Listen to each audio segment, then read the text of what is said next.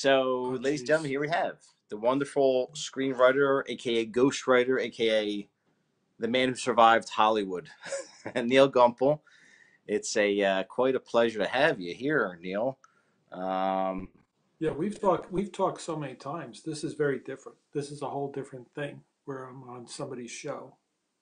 It's yeah, no, this is a it great thing. I know, I've been bugging you for a while to interview you because I always was. Well, I mean, I started out on here. This is where we met. Social media is a beautiful thing. So we met here, and I was very much. I think it was you were maybe a few days into TikTok when I first noticed some of your reels, and it was something unique. It was something that I've never seen before. Basically, you said things that were so unorthodox. You basically you shocked me into reality with the inner workings of Hollywood. So I was immediately hooked, as was many others, because you have like 35,000 followers or more by now. So Neil, enough about all the this and the that. Tell us about you. Tell us how you got started. For those of you who may not know you. well. First of all, let me just say about the TikTok. The TikTok thing started coming out of COVID, the writers' strike, all this shit was going on, and Julius, a young man, came along and said you should do TikTok. So he dragged me kicking and screaming into this. And I was just doing garden videos. And before you know it, I morphed to Hollywood. So that's when I met you. You were one of the first people in the room. And it became something from there. No, I accidentally became a screenwriter in my mid 30s, which is very late to enter the business. And it was it was just a big accident, really. That's the terrifying part of my story. I accidentally became a screenwriter through director Jim Sheridan, who found uh, my first story, and it wasn't in a screenplay form. It was just a story written on a yellow pad that I pulled out of my ass all of a sudden. And by accident, Jim Sheridan came in the apartment looking to sublet the apartment in Manhattan for his daughter. Next thing you know, he picked it up, and crazy things happened within a few weeks. He said, "This is a movie." I was working in the Cinderella Fish Market up on Broadway, 74th and Broadway. And next thing you know, he said, "You got to go with me to Toronto Film Festival, to Hollywood, and everything." So I was very, very lucky, kind of. I would have been better if I stayed at the fish market because they were nice. All the overtime you wanted, you know. Uh, I had a nice apartment there, but it was an adventure. I entered into a crazy adventure. So, you know, So you started out very humbly without. So this is the funny part. This is why I gotta laugh because I your whole wasn't humble. I wasn't humble. Go no ahead. no from fish market to hanging out with Bono and all these crazies at Algo. I mean, this is what I love about your stories because and for anybody who doesn't know, again, I mean, this is all true. This is all true stuff here. Um, you actually became a big screenwriter by accident, more or less by accident, because you had the. I mean, you had the gift. Let's face it, but it took Totally. Sheridan to kind of to be. He was the one who illuminated your path. He was, the Yeah. Virgil for your story. Yeah. Well, what happened was working in the fish market, I was probably on the verge of a nervous breakdown, as always. And I'm in the fish market. This guy, this little Irish guy, takes my yellow pad with him to Ireland, calls me up 2 weeks later at work, which pissed my boss off, Joe Guerrero, who owns Cinderella. He says, "There's a phone call for you." This was a Sunday at like 6 o'clock at night. I'm like, "I'm sorry." I thought it was a family emergency. And Jim said, "You have to be in Toronto in the morning." So, through a series of crazy things that went on, I agreed to go to Toronto the following morning. And I was having a late breakfast with Kevin Bacon and his wife and Liam Nielsen and a few other people by 11:30 in the morning in Toronto. And then when I got done with 2 days of this crazy, and I didn't know what was going on, Jim just kept saying, "I'm going to do your movie. I'm going to do your movie." I'm like, "What movie are you talking about?" There's this story that was on a yellow pad. He goes, "We're gonna do your movie, but we gotta get the right director." You had Steve Buscemi talking to me. I didn't know what the fuck anybody's talking about, you know. And then I said, "Okay, well, this is over. I'm going home." I go home. No, you can't go home. You gotta go to Hollywood with me and Liam, and we're all going to Hollywood. I'm like, holy crap! Next thing you know, I'm at Chateau Marmont with these guys, crazy maniacs, and so it's an interesting story, but in a perfect world, if I had to make the right decision, I would have gone to Toronto, taken the $10,000 check they gave me, kept my job at the fish market, and then balanced the two worlds. Maybe just right on spec or whatever. Well, And just they were throwing money at me. They opened up a bank, Park Avenue, at the Bank of Ireland or Bank of Dublin, Park Avenue, whatever the frig the bank was.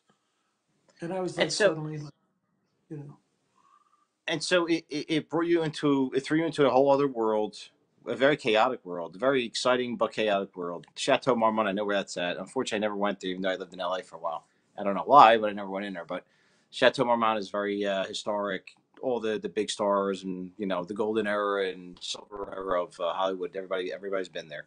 Um, yeah, that's where people go to jump. They go to jump off the place. It's that kind of a place. it's one of those big lavish places that's probably haunted by a series of old stars or whatever. But it's also a town where now, and of course, now let's not get too far ahead of ourselves though. Let's talk about some of the stuff that's really interesting to a lot of the people. You talked about Joe Pesci. I wanted to get into that a little bit because that was a fantastic story about the screenplay that you wrote and how did the whole thing go down with Sid Rivers. Well, I've told this on the TikToks before, but there's another part of the story which I never covered, and I always meant to. So I first got to Hollywood, and I was boom, DreamWorks, everything, selling stuff, and all of a sudden I realized, okay, I sold the movie to DreamWorks, and I had the first one with Sheridan, and it became apparent to me that things aren't going to happen right away. It could be 5, 6 years before they do my movie. So I went back to New York and had nothing to do. So I took a job as a clerk in a bookie office down in the garment district. Basically, it's all, crime, but basically it's you sit in an office, you know, with soundproofing with about 12 guys who smell like donkeys, and you're in an enclosed room so many hours a day taking, you know, and so I was doing that. And the characters in these rooms are, looking back, these are some of the funniest, most interesting people you've ever met who become bookies. And at the time, there were no cell phones. You get on a real phone, you take the bets, write the ticket out. This and at the end of the day, you go out to Palm or whatever, Sparks for dinner. Tons of cash. They give you just a stack of cash at the end of the week. And if my kids are listening, I'm not proud of this, kids. Just letting you know. It was something to keep me busy and make some money. So while there, I encountered this elderly gentleman who was he was just a slob. That's all I could say. I've never seen such an unkept slob. And everybody made fun of him. He was always late. His pants were falling down. He always had cream cheese on. He was just a slob. And over months, I gained very close to him. His name was Philly. Well, we didn't know whose anybody's name was. My name was Teddy Kopp, because they'd assign you a name when you walk and say, I looked like Ted Koppel with the haircut at the time. So they said, "You're Teddy Kopp." And you don't have a choice. You're Teddy Kopp. They never wanted to know your real name. So I became very attached to this older gentleman. He's very funny and sweet, but he was so good at the whole bookie thing. He was like one of the odds callers. People call from around the country. What's Phil going to do? He'd look at the games. He'd say over 4, over 20. This team over this team by some, and his opinion mattered, and it would adjust the national numbers would shift based upon what Phil would say. Is he a handicapper? Yeah, that's yes. So you know more than I do. I know nothing about sports, by the way. When I was taking this job, I didn't know the Yankees from anything. So I just got very close to the guy, and it was somewhere maybe 6, 7 months into the job. One day, I saw him. He was very emotional one day, and I approached him. Something wrong. He just fessed up that he was having trouble with work. I said, "What do you mean with work?" He didn't want anybody to know this, but he told me that he's an elementary school teacher in Harlem. He teaches math to like fourth graders, fourth and fifth graders in Harlem. He's just this big, bald Jewish guy. I'm like, what? This is the guy you would never think in a million years that this guy being around children or animals or anything. You'd be like, what? Yeah, he's a math teacher. And he's been a math teacher in Harlem for 30 years. And he was very upset because his students love him and he loves his students. Even students from years ago come back to visit him, you know? And I'm like, holy crap. And meanwhile, now I'm a screenwriter, so now I'm looking for ideas. So that was the birth of Sid Rivers. And then I got to know more about his world, and he always kept the worlds apart. School people never knew anything about his world. And all the bookies and the mobsters and everything, nobody knew anything about his life during the day. Nobody knew anything except for me. So in time, it was such a beautiful story. I just said, this is a friggin' movie. So I wrote the movie, the script, and it's funny because it's all the characters in the room and all the crazy shit that goes on. And then I put it away because I said, I don't know if they're going to approve of this, if this is okay. It's a very inside look at how it happens. And I waited for years. I just put it away until my friend read it. My friend Paulie Herman read it. And this is like Now, years now, later. Neil, not to interrupt you, but for those who may not know, who was Paul Herman? I know who he is, but who? Tell the guess who he was. Paul Herman. Paulie Herman was he's a very familiar face. Everything from Goodfellas. He has that short scene in Goodfellas where he talks about the helicopters. Ray Liotta comes in about they come in the helicopters, and Paul Herman goes, "Yeah, the helicopters." He was Robert De Niro's. He always was Robert De Niro's closest friend. We talk about Okay. friends. He was his most trusted person to the point where when De Niro opened up the restaurant Ago in Hollywood, along with Weinstein and a couple other people, he said to Paul, he says, I need you in that restaurant every night for at least a few hours to watch my interests. Paulie Herman went on to do a lot of movies. He was in The Sopranos. He Right. He played was Beansy. His character's name was Beansy in The Sopranos. Beansy. Yeah, he gets beat up really bad and run over and shit. By Yeah, Dave Proval, who my dear friend Sal is very friendly with. Dave Proval, who we're trying to get in the Pasta and Cheech crew, but we still gotta figure that out. yeah. Well, it's so funny because Paulie did that, and then years toward the end of his life, he did that movie Silver Linings with what's his name, Silver Linings, the movie. I'm not good with names of movies, as you know. And he co-starred in that movie, the Silver Lining movie, whatever the frig the name of that movie is. Right, right. So he read it, and Paulie used to read all my scripts. He was an avid reader of scripts. I'd say, you don't have to. He goes, no, I want to read it. Then come back to me with all kinds of ideas. And he said to me, he goes, could I show this to Joe Pesci? I'm like, really? Because he was good friends. Friggin' dog's barking outside. It's not my dog. So anyway, I said, yeah, you can show it. To show Paul, I mean, you know, you know, Joe Frank, Pesci, yeah. oh, Joe. I said, for what? He goes, well, he could play, He goes, I don't know, maybe he'll just produce it. I said, okay, whatever. A couple nights later, he calls me, says, come down to Ago. I get down there, Joe Pesci's there, and we sit down. He goes, Kent, I loved it. This is the best script I've seen in years. And he wasn't working at the time.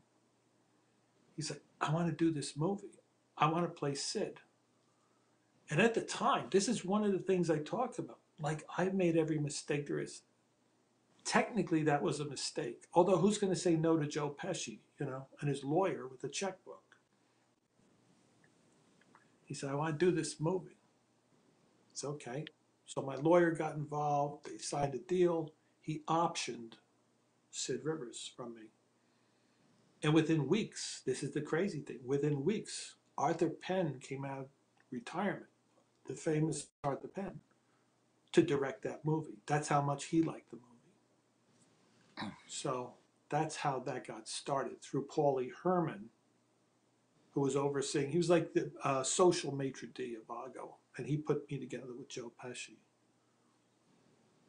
So here you are. You're in Hollywood. You just optioned a screenplay, and you wrote with what you knew. See, again, you write what you know. You're Right. in that environment with those people in that world, and you put pen to paper, and you came up with a screenplay that excited Joe Pesci, and so much so that he optioned it. For those that don't know what that means, an option means you're basically buying the rights to it for a certain period of time for a certain amount of money. When it expires, then it goes back to the writer. Right, right. So then what happens? So now you're feeling good. You got a few bucks, but you're looking forward to making this thing a reality. And then what happens? Well, it was moving very fast because once Arthur Penn came on, I mean, the world was like, Arthur Penn's coming out of retirement to do this movie. Even people like, everybody was coming up to me. Everyone was hearing that Arthur Penn's doing my movie. That's all they needed to know. And Warren Beatty almost like suffocated me one night. He goes, "You wrote that?" Because he's friends with Arthur Penn from Bonnie and Clyde. They're still friends. They were still friends. So, yeah, I felt great because I could finally call my kids. I said, "Listen, I know you're full of crap. I know you think I'm full of crap. Finally, I have a movie going." They set a date. It was like we had an office set up down near the World Trade Center, great location at the time. Right down there was an office set up. We had storyboards up. I walked in this room with all these people bustling about, and assistants. Arthur Penn's room is over here with the storyboards of my movie up there. The movie was going. It was going. It was like a $10 million budget. So I was pretty friggin' happy. And then Arthur Penn wanted to do a rewrite on the script, and that was terrifying because I figured, well, let me just mosey on up to his house on the Upper West Side. He said to come over on Saturday. I didn't get what time it was. And I got there, and he's like, "You're late. Why are you late?" I'm like, "Oh, Jesus, this is like Catholic school all over again. You're late. Sit down. I'd like to meet your wife." "Never mind my wife. Sit down." Like the guy started yelling at me. And he proceeded to show me how to rewrite a script or fix a script with a red pen. "Why did you say this?" "Well, I just thought, yeah, that's a waste of time. He went through the script like we did a rewrite of the script in 3 hours. He showed me to cut the shit out of a script. You don't need to say this thing 2 or 3 times. You could say this with the camera. You don't need to say this. He doesn't need to say this. Just show it. Just like it was like a crash course in screenwriting and directing. I almost cried. It was like brutal. So anyway, so everything was fine until like like 2 weeks later, Arthur Penn's calling me. "Do you know what that son of a bitch?" I'm like, "What's wrong?" Meanwhile, I'm whining and dining in Westchester with my kids, hanging out. "Let's go on the boat, take a ride. It's the world's wonderful." All of a sudden, he goes, "That son of a bitch." he wants he wants Sid to take the kids to the racetrack. I'm like, "What?" "Well, Joe thinks that he should take his class to the racetrack." I'm like, "Well, that's crazy." He goes, "Yeah, I know it's crazy. I told that little, swearing. I told that little fuck. Sid would never, like, it was far crazier than I've told him in videos." Then I contact Pesci's attorney. I said, "What's going on?" He goes, "Well, Joe just wants to be able to, like, tweak things." I said, "Yeah, but this is Arthur Penn. Arthur Penn. Okay, just no, you don't know Joe. Joe's really crazy about this stuff. He thinks he should take his class to the racetrack." I said, "But Sid wouldn't fucking do that. That's why we like Sid, because Sid loves his children, and protects them from that world. That's what the movie's about. Well, you know Joe. No, I don't know Joe. I just know that he's nuts. I've seen him in Goodfellas. That's all I know. Is he going to beat me up? I don't know. Well, that wasn't bad enough. But the other part of the story, and I briefed you on this, that you didn't hear this. At the same time, Joe just got an attitude. And then he said, well, I want $4 million to do the movie. So Richard Brick, the producer, was like, what are you talking about? You own it. This is your movie. You own the rights. You transfer the rights to the Rai Entertainment in Italy was going to be financing it. But you own it. You're the one who's going to be making all the money.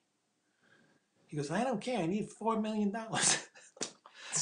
And we're like, next thing you know, Rick is yelling at me on the phone.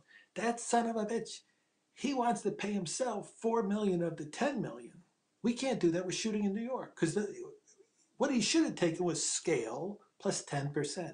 Pay himself something, you know. And I'm like, my head, I was about, that was about the most stressful thing. I mean, DreamWorks falling apart, selling a movie to Spielberg, watching that fall apart, that's okay. All the other, but that one, we were right there. We had the office. We had the little cute girls running around the office. We had the whole thing. And all of a sudden,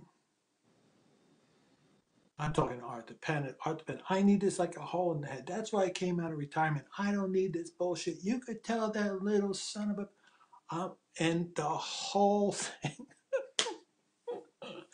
And I remember my last phone call was talking to Richard Brick.